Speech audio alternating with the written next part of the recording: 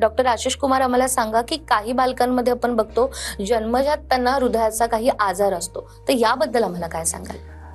जन्मजात हृदयाचे आजार म्हणजे जेव्हा गर्भाशयामध्ये असतं तेव्हा त्या गर्भाशयाची हृदयाची जेव्हा डेव्हलपमेंट होत असते त्याच्यामध्ये कुठलेही डिफेक्ट आले तर त्याच्यामुळे जे आजार होतात संभवतात संरचनेमधले जे डिफेक्ट असतात त्याला आपण हृदयाचे जन्मजात आजार बोलतो.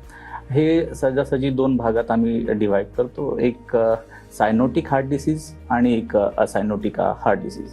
सायनोटिक हार्ट डिसीज म्हणजे याच्यामध्ये ऑक्सिजनची मात्रा नॉर्मलपेक्षा कमी असतं आणि असायनोटिक हार्ट डिसीजमध्ये ऑक्सिजनची मात्रा रक्तातील ऑक्सिजनची मात्रा नॉर्मल असते.